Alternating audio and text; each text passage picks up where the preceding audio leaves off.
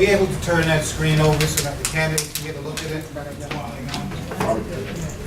don't think that would be by the moderators. That first introduction round was 1 through 5, so we'll move now 2 through 1. Let's move ahead with our first question. Okay. The order for the questions will be Clyde, number 2, Delia, number 3, Hope, number 4, Janice, number 5, and Marcus, number 1. All candidates will be responding to the same question. Should you eventually be elected to serve as a city council member for the city of Mount Vernon, how do you understand your role, and in what ways will you ensure that the city council is effective as it works with the offices of the mayor and controller? Good question.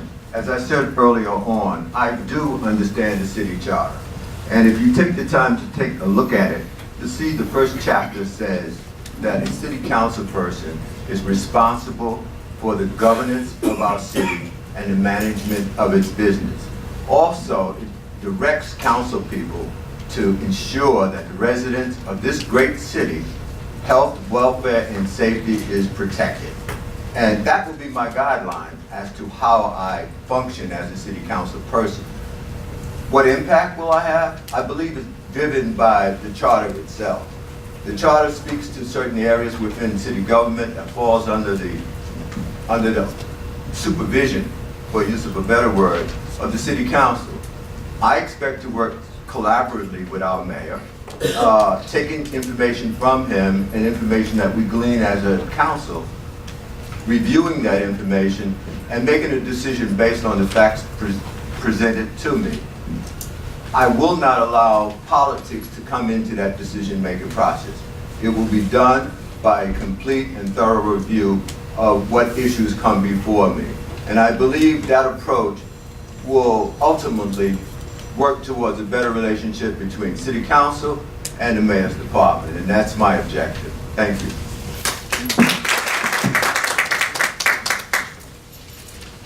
So the City Council is a 5-member body that has the role of doing legislation and ordinances for our city. In addition, the City Council has administrative oversight over all the departments in City Hall. So the mayor, as the executive, is in charge of appointing the commissioners and running the departments on an operational level, but on an administrative level, the City Council has oversight. And it primarily has oversight so that the City Council remains responsive to the community that elects it. The purpose of City Council is for the City Council to meet the needs of the community and to listen and respond. And I think that's crucial, that we should have a City Council that is responsive. So I believe that it's really important that we elevate the discourse and operate in a respectful way as locally elected officials in Mount Vernon. I believe that's really crucial if we are to represent ourselves well, not just to our community at large, but to the wider community, to the county, and particularly in the media. We can resolve issues without taking it to the public, the wider public, and I think that's really important, that we represent the community in a decent, respectful way. And that's the most crucial element of the City Council, I believe. So that's what I pledge to do, is to really elevate the discourse and to represent our city and our community with integrity. Because in going around, walking around and talking to the neighbors, what I know is this, that we have great people in Mount Vernon. And so what is reflected in the media is not an accurate reflection of who we are as a community. Thank you.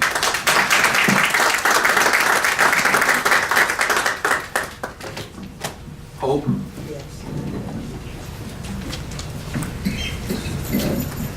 As a member of your city council, I will focus on community outreach. I think that's paramount, and that's what's missing most within our city.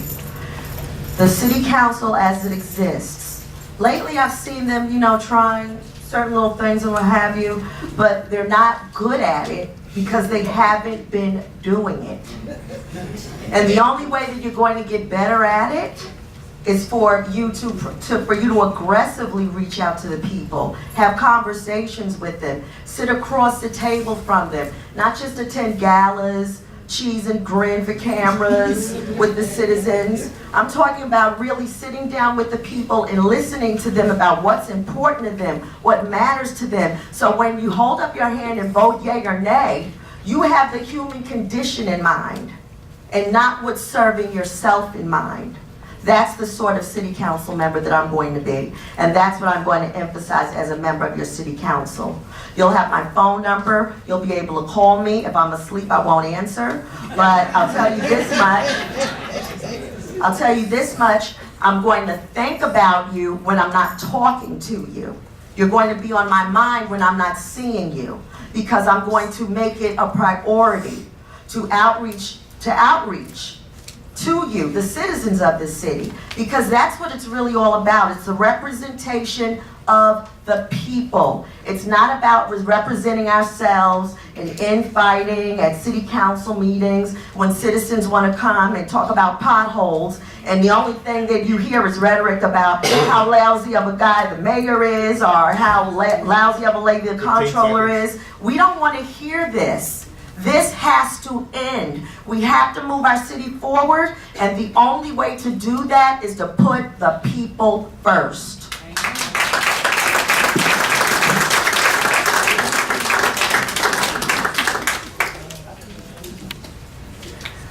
So in my opening statement, one of the things I mentioned is that I look at best practices and evidence-based research. McKinsey is a research company, and they have a research article about exactly this point, citizen-centric focused approaches that government can take. And when a government or a municipality takes that approach, you find that the citizens are much more satisfied because we're addressing those concerns. You're addressing all of the quality of life issues that impact you day to day.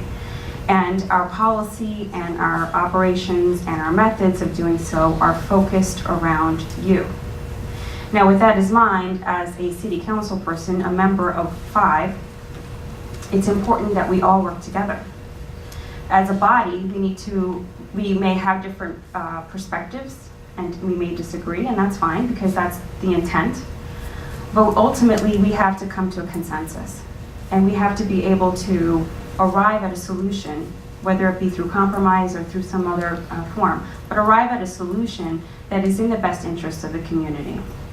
So one of the things I like to see the City Council do is come together and develop its annual agenda and its goals for the year, and communicate that publicly to you so that you are aware of what our position or our priorities are, so that we can engage and have that discussion, because those goals can change, and they should change as your needs change. Also, in terms of working with other departments and work with the mayor's office, it's very important that we maintain an open dialogue, that we understand as city council members what the mayor's priorities are. 15 seconds. Because he's also receiving information from you, not just us, but he's receiving information from you, and it's his job to be able to implement operationally how to address your concerns. So there has to be an open dialogue so that we can share that information and work together.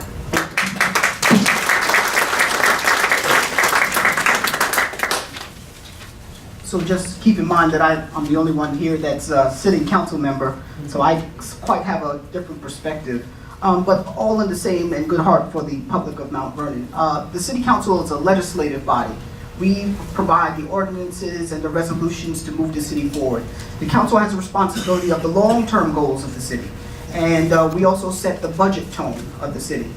We are not the administrators of the city. We do not handle the day-to-day operations. And a lot of people seem to believe that the council works in City Hall on a day-to-day basis. But the council is as close to the public as you are, ladies and gentlemen. We go to work every day, and we walk back into our city at the end of the day, wondering what has gone on that day, just like you do. The council is the only body in the city that accepts your public comments on a regular basis. And when we hear those concerns, we take those concerns at a higher level to the administration and to the commissioners. And we try to resolve the issues that you have in your life. Because the administration is doing things on a day-to-day basis, and they can sometimes get into the muck of everything that's going on, and they don't see things clearly. So the city council is really the board of directors of the city. We kind of review everything that's going on and set the tone for the city. And we're going to continue to do that. I'm sure when any of these people on the panel get on the council, most definitely 3 of us will be on that new council, they will see also how difficult it is. I don't want people to believe that the city council just goes in and has quick meetings. We spend hours upon hours talking about what you people are concerned about, and we're concerned about it as well. Just today, I took a report of an issue that was going on in somebody's street. So I'm going to make sure I go out there and relay to the commissioners that issue and see how we can resolve it. 15 seconds. And most importantly, we set the budget for the subsequent year. And that's really a high priority to figure out where your tax dollars is going to go in the new year. And I take that role very seriously. Thank you. The second question is actually a multi-tiered question. It's important that you answer the first part of the question and then you can expound on the latter part.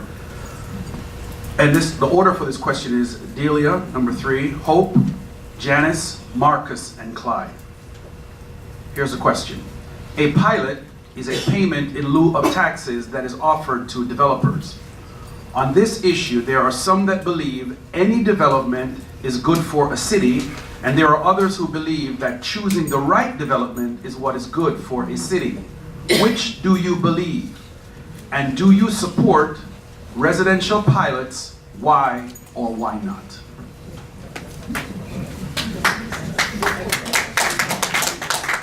So I am very firm that I believe the right development is what is good for the city. And by right, that right is going to be decided by community input, most importantly.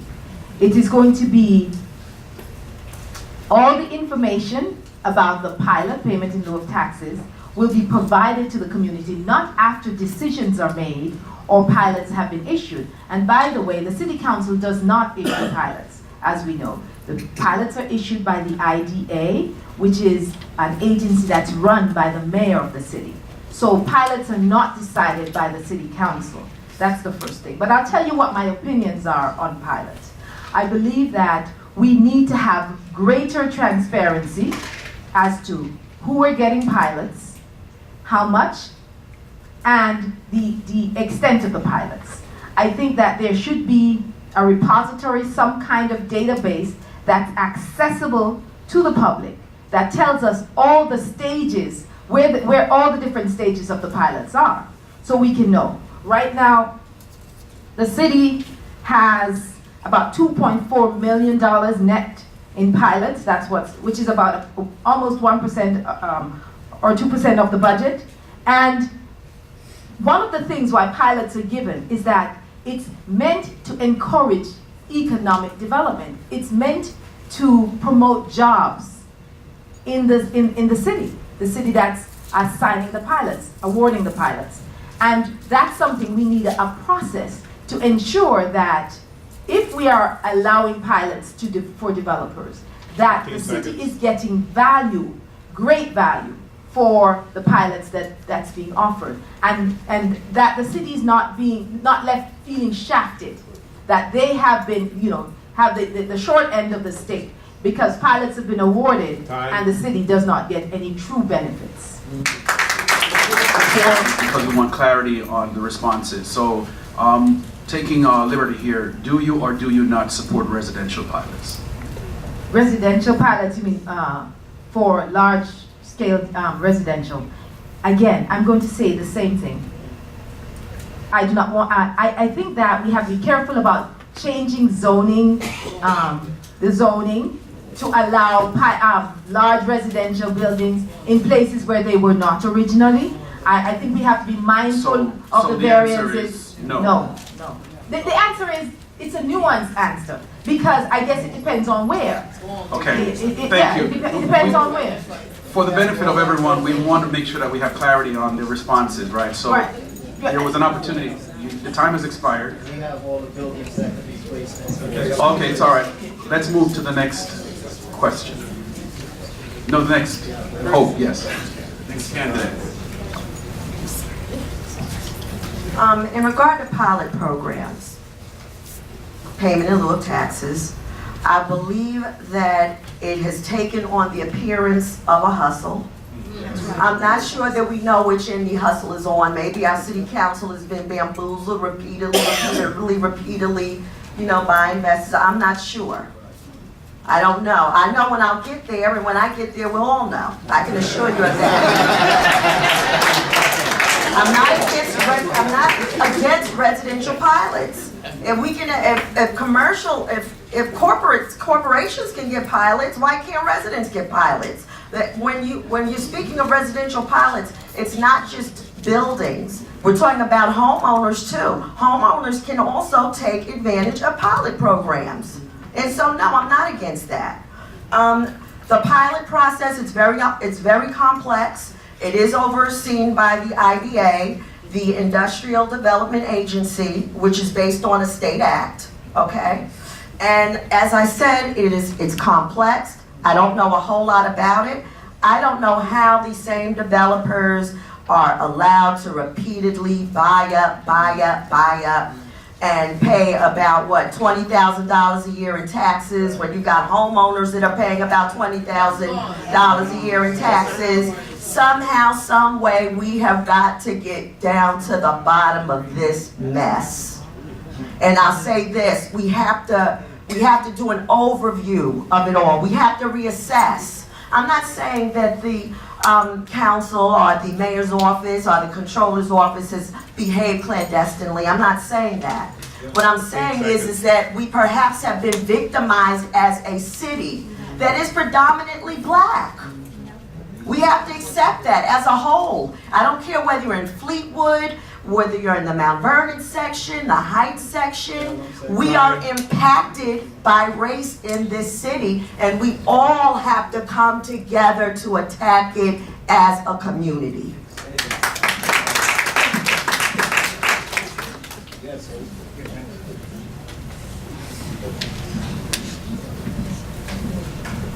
So with regards to pilots, yes, the pilots are intended to encourage economic development in the city. Originally, they were meant for commercial purposes and not necessarily residential. In the case that in the trends that we're seeing now, we're seeing a lot of movement towards mixed-use development, which includes residential. We have to work towards updating our master plan so that we really do have a full understanding of what the vision is for the city, so that we can prioritize where we want development to be, what kind of development do we want in those areas. And it's not just one building at a time. We need to look at neighborhoods. We need to start looking at how do we build community and allow those neighborhoods to flourish. We have so many neighborhoods that have services deficits, meaning that they have to go out of the city to get basic services and take care of their needs. Nothing is within walking distance. So we need to start changing the way we look at our city and how our neighborhoods currently exist and how we can help our neighborhoods grow and develop, not just for the residences that are there, but develop economically, so that the investments that are made dynamically. We don't want to just build a building and it's over. We want that building to continue to provide a dynamic substance for that neighborhood. So it's 15 seconds. I guess it's a mixed answer. I would want pilots to be used in a way that encourages development, but encourages smart development based on a set of priorities and principles that have been defined.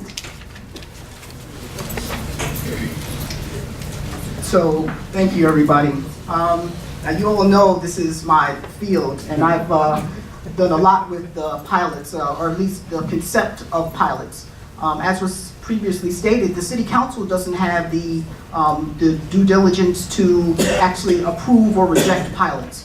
the council does have the strength to negotiate what zoning will be. And oftentimes when we are looking at a rezone, a developer may come in and mention that he or she wants to have a certain pilot.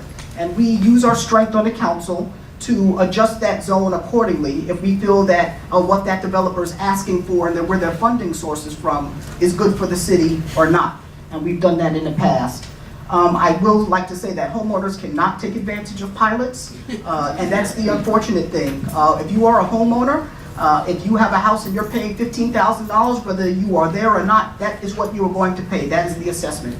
Mount Vernon's problem is that we have a lot of warehouses and storefronts that are empty.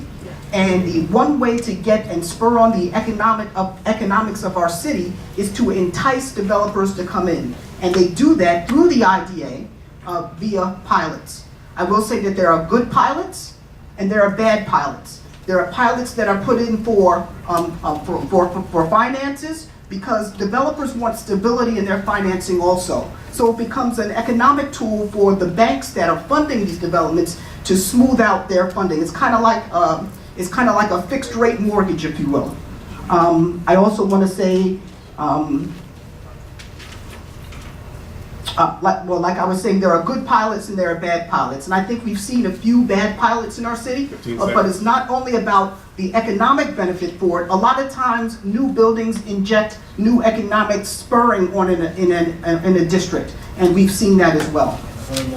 Thank you.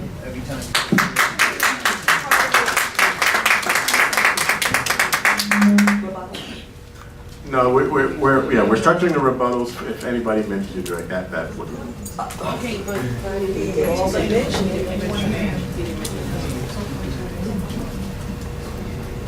Am I in favor of pilots? Yes, I am.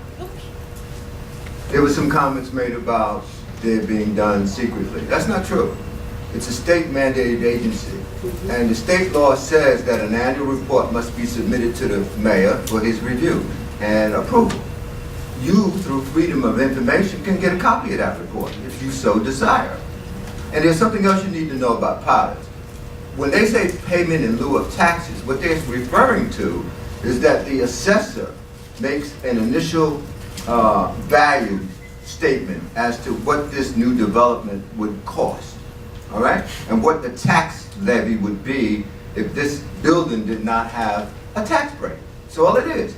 And then what the IDA does is decides how much tax relief will they get based on what they call future benefit. Now that future benefit is determined by how many people will live in that residence.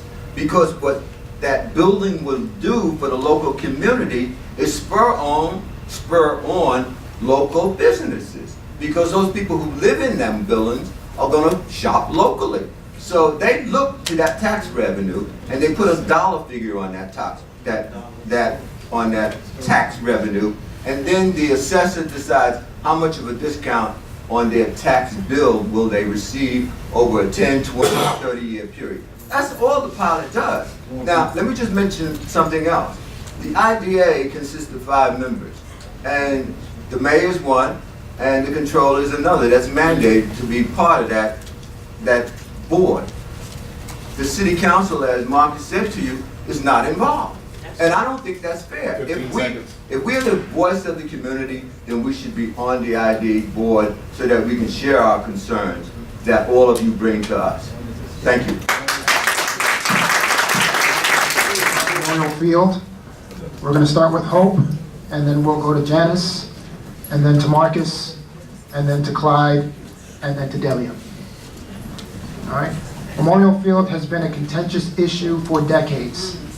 County and city taxpayers have already spent $6 million of a pledged $12.7 million project to build a new Memorial Field with 8-track lanes. The current mayor has pitched a plan for a $120 million, 15,000-seat stadium with retractable roof. Others call for repair of the current seat structure. What is your understanding of the current status of Memorial Field, and what plans do you support for a new Memorial Field? I actually support I do not, I actually support the mayor's plan, to be honest with you. I think that it's important for us to have that because we want the field to bring in revenue. You've spoken of some really big money just now that's already been put into the project. So what we really have to focus on is how we're going to survive once that field is built and all of that money is extended. So I'm for the mayor's plan for Memorial Field. Repair, I mean, first of all, those benches, I'm sure they're not to code, they're antiquated. Why would you want to repair that? You want to rip them out and build something new. And I think that we should build up. That tennis court is very intrusive. I think it should be broken down. Listen, I know that it takes money to pay for that. I think it should be broken down. I think that we should build up in regard to Memorial Field, and we should put that tennis area on a different floor, perhaps the second floor, so that we'll have more room on the field itself, so that we can fill it with hundreds of people and bring in millions of dollars and trillions of dollars within the next 40 years, because we need it. And that's how I feel about that.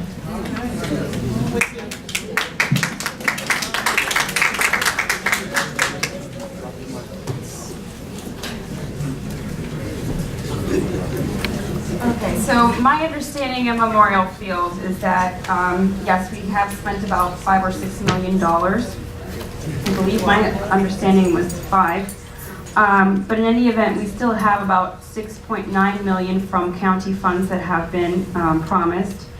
My understanding is that there are monies in reserve from 2015 that are still available. And there's still monies from a bond that was issued, I believe it's 1.7 million that are still available. So that being said, we also have to recognize that Memorial Field project is an intermunicipal agreement between the city and the county. So at the end of the day, we need to make sure that we're having conversations with the county, with our council, and with our mayor. Because it's collaboratively that we're going to arrive at a solution and a sequence of steps that are necessary to get Memorial Field to a place that serves the community and serves the city. So in regards to the mayor's plan, I think it's important to dream big. Is it feasible? Are we going to get there? I don't have the answer to that. But what I'd like to do is sit down with the mayor and understand what his priorities are for the stadium. Break it down so that it's not just one big, what's the big picture? We have the big picture. We want, a large stadium that seats X number of people with a retractable roof. But if we break that down to what are the elements that are most important, and to understand what those are from his perspective and from his vision. 15 seconds. And then working collaboratively with all the stakeholders that I just mentioned, we can work our way to that point, to that end goal. So as I said, I am all open to dreaming big, but sitting down and discussing all of the breakdowns of those points to get to a solution.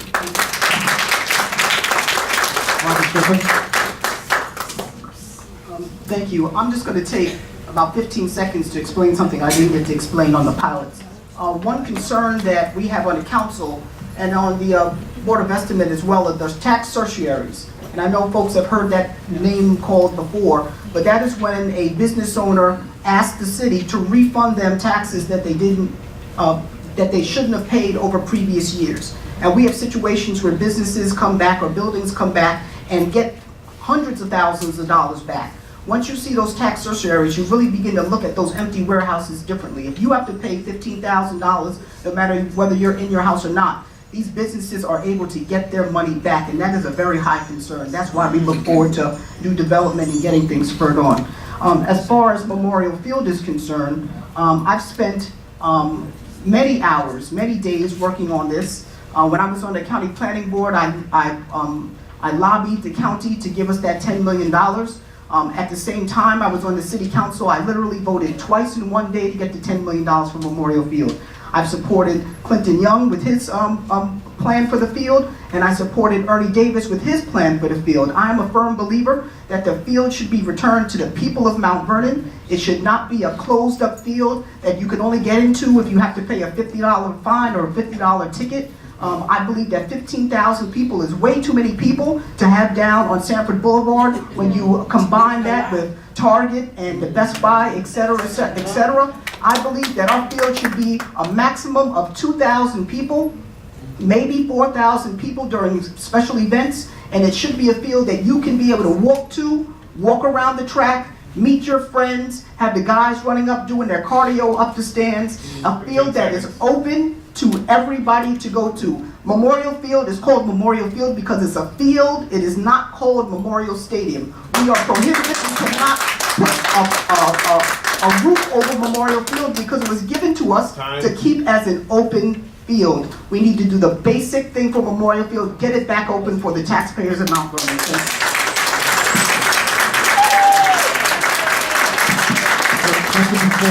Just to be clear, does that mean that you support raising the structure now and redoing it, or you support repairing the current structure?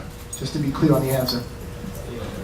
I am clear that we should, whatever we do, whether we tear it down, repair the stands, we had plans for that, or take them down, the field should have no more than 2,000 to 4,000 people at that field. We do not have enough parking. If the neighbors of Oakwood Heights want a nightmare in their community, go ahead and put up 15,000 people down there. The Hutchinson River Parkway will be tied up for hours. You won't be able to get home. It never was.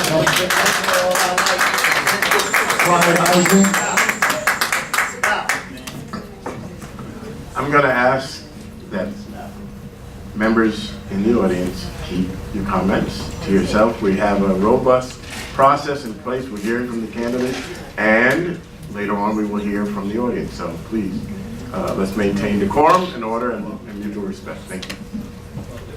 I understand the first part of the question was my understanding of Memorial Field.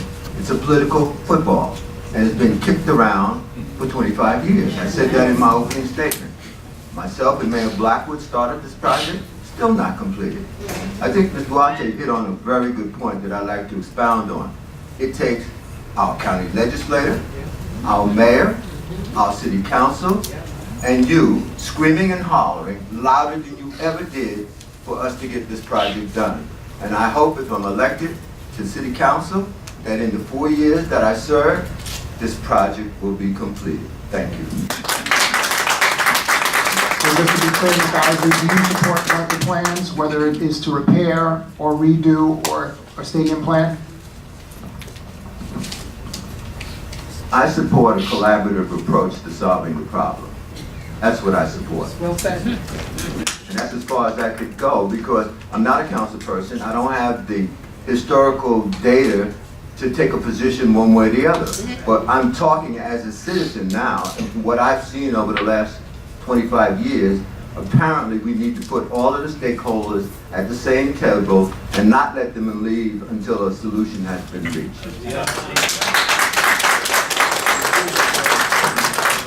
Delia for Carson.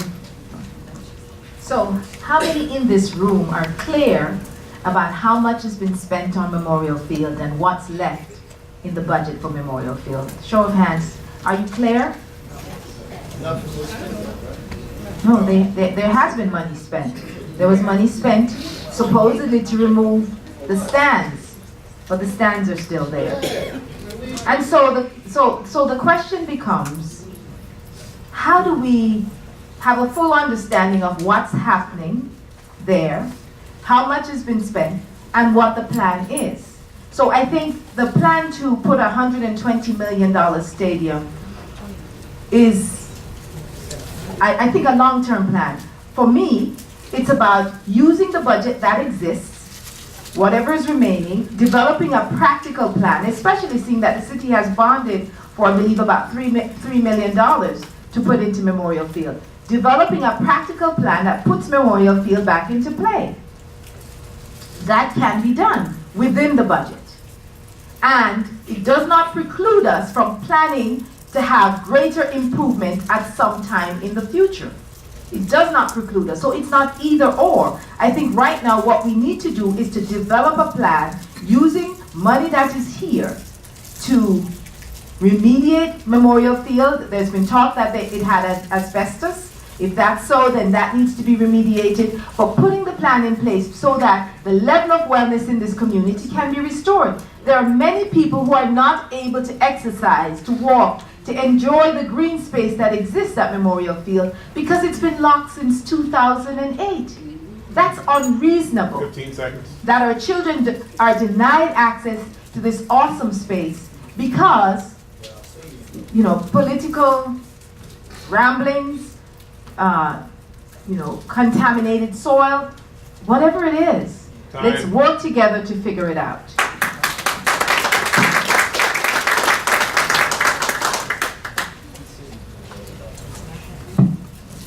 Okay, several of the candidates already touched upon my question, so let's delve into it a little deeper.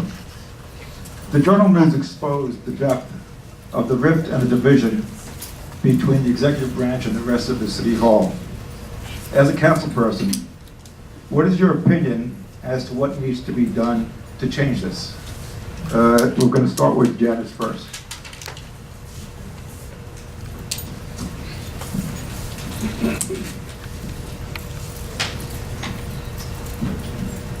I think one of the things, as I had said earlier in some of my remarks, I think it's important that we sit down and understand our priorities and our goals. And because that is going to be driving and guiding us. If we don't have a basis or a foundation to start from, it makes the conversation difficult, especially when we get lost in the details. So I think it's very important that we're able to take a step back, look at the big picture, and work towards that. I believe we need to respect each other. I believe we need to find better ways to resolve our disagreements. And we all say that we love this city. We need to show that love to each other.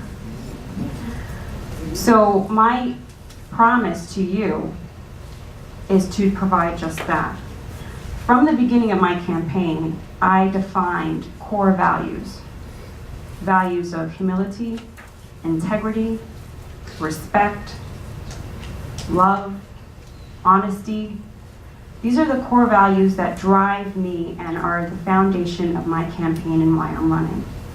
And it's with that that I will take with me to the City Council, because we have to understand there are challenges that everyone is dealing with, whatever department you're in, wherever you're coming from, whatever challenges there are. But if we don't take a step back and look at the big picture and understand where we're trying to go, we can end up stalling ourselves and getting lost in the details. 15 seconds. So I started my campaign with a set of core values. I am committed to serving you based on those core values. And that's how I would approach any of my interactions with the city government. Thank you. Marcus, as the incumbent at the table, the only one here, your question is slightly different. What was your biggest, no one else can answer this. What was your biggest frustration on the council regarding this question, and what would you do now differently if we re-elected? Do you mean in regards to the Journal News article? No, just in general, the division that's been going on in City Hall between the executive branch and the rest of you guys. Well, back to the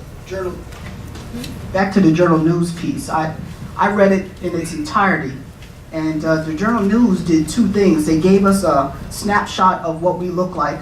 The Journal News's job is to sell newspapers. Did you guys know that that was the top-selling week for the Journal News in years? This county loves to make fun of Mount Vernon and see us in chaos, and they did it very well. I will say they did highlight some of the negative things that were going on. I will say that the council really didn't have any criticism with that article if you read it closely.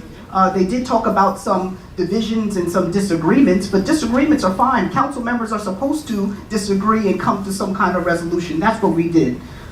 If you've read it clearly, and you read all of the electronic portions of what the Journal News did, there was a lot of good things about our city. They brought up a lot of people that have moved on or passed on that were very influential. If you look at the mural that they painted of us, it's very respectful. It was actually a keepsake.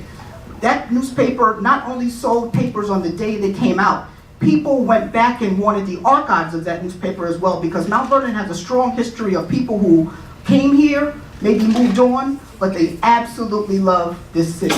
And I also want to say one more thing about Memorial Field that I want to comfort everybody on. Every penny of Memorial Field financing is accounted for.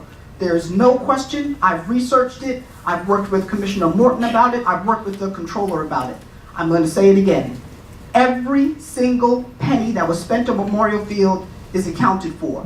Money was not wasted. There is no longer asbestos at Memorial Field either. So I used to work for the Journal News. I used to deliver papers. It was my first job. I criticize the journalists that come before us, and I school them on the good things about the city of Mount Vernon, and I make sure that they highlight what's best about our city. Thank you.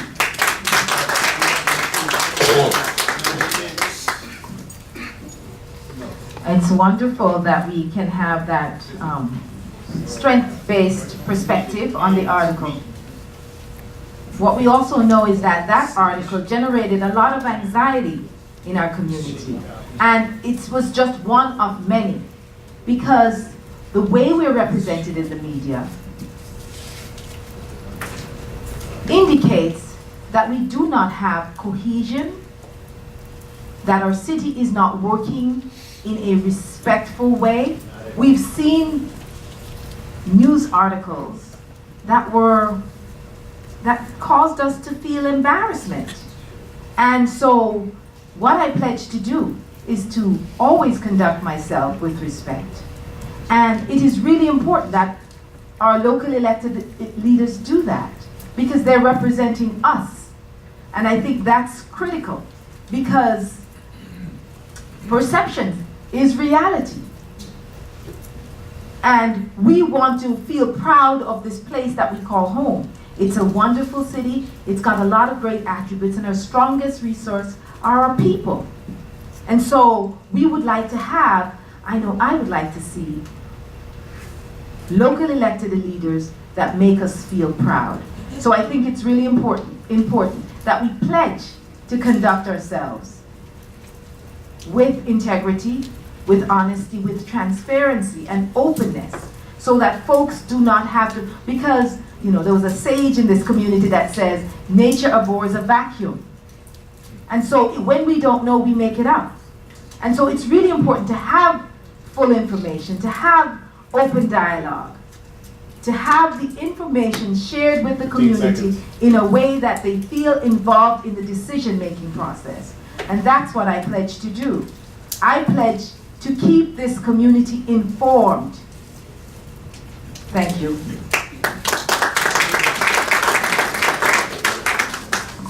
Okay, I'm sorry, Clyde, you were supposed to go next. Now it's Clyde and then Hope. I've watched for quite some time now this rift between the mayor's office and city council. And after reading the city charter that speaks to the city of Mount Vernon, I found that the charter clearly defines duties and responsibilities between the mayor's office and city council. But I'm beginning to believe that people need to revisit the charter to understand clearly what they have been elected to do. And if they do that, and they do it as adults, I don't think we'll have any more of these rifts. It's important, as we said early on, both the mayor's office and city council must learn how to collaborate with each other. We've been placed there to care for the welfare of our residents. They didn't put us there to have personality clashes and allow them to become public. And I think we just need to remind ourselves as councilmen and as the mayor of our great city that we have responsibilities, we should focus on those and get the issues resolved as you have asked us to do. I believe that my professional experience will help us move in that direction. And I will work very diligently to try and bridge any difference I may have with our mayor. And that's what I intend to do. Thank you very much.